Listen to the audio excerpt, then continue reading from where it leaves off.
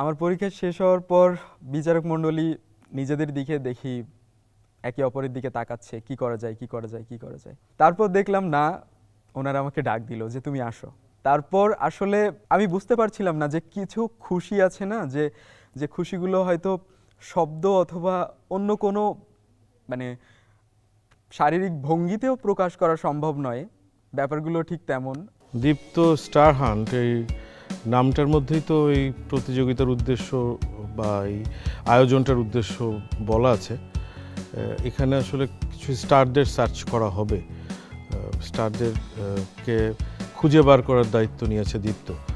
এবং বাংলাদেশের প্রত্যন্ত অঞ্চলে যেই প্রতিভারা রয়েছেন, যাদের মধ্যে স্টার এলিমেন্ট আছে, তাদেরকে দীপ্ত টেলিভিশন পিক করবে এখানকার টেলিভিশন, ওটিটি এবং ফিল্মের জন্য। তো এই উদ্যোগটা আসলে আমি মনে করি যে যারা বিভিন্ন রিমোট অঞ্চলে রয়েছেন তাদের জন্য একটা বড় সুযোগ নিজেকে প্রকাশ করার। গ্রিন কার্ড পাওয়ার পরের দিন এখানে আসলাম এবং অনেকটা টেনশনেই ছিলাম যে এতদূর পর্যন্ত আসতে পেরেছি। 5টা মনোলগ আছে, এগুলোর মধ্যে যে কোনো 2টা আপনাকে পারফর্ম করতে হবে। পড়ে দেখলাম দুঃখ ছিল, রাগ ছিল, ভালোবাসা ছিল, আত্মবিশ্বাস ছিল এবং হাস্যরস ছিল। হাস্যরস দেওয়ার মতো যোগ্য আসলে আমি না।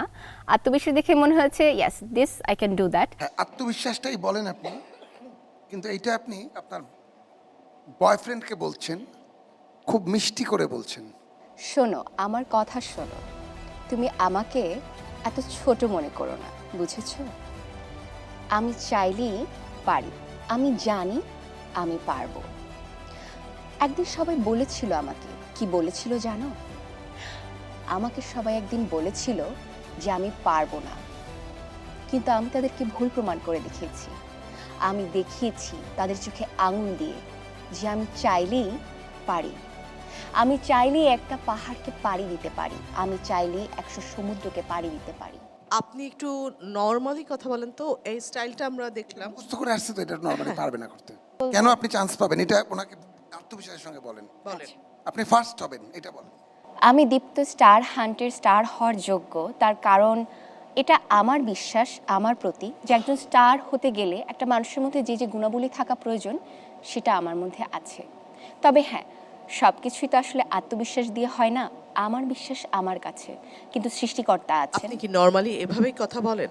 না না, আমি কিন্তু বলেছি যে একদম আপনি নরমালি আমার সাথে কথা বলেন, Okay. একদম আপনি কথা বলেন, Okay, কোনো ঠিক আছে। অভিনয় শিল্পী নয় বা Alright. অভিনেত্রী নয়। আপনি কথা বলেন। আমার বিশ্বাস আমি স্টার হান্ড্রেড স্টার হতে পারবো। স্টার হতে পারবো তার কারণ এটা যে আমি বিশ্বাস করি একজন স্টার হওয়ার জন্য যা যা গুণাবলীর প্রয়োজন সেটা আমার মধ্যে আছে। এটা আমার বিশ্বাস আমার প্রতি। আপনি আর কি কি পারেন? আপনার মানে যোগ্যতা কি আছে? আপনি নাচ, গান, কৌতুক অভিনয়, মূকাভিনয় কি পারেন? মানে আনকমন কি পারেন? আবৃত্তি পারি। পরের জন্মে বয়স যখন 16ই সঠিক, আমরা তখন প্রেমে পড়ব। মনে থাকবে বুকের মধ্যে মস্ত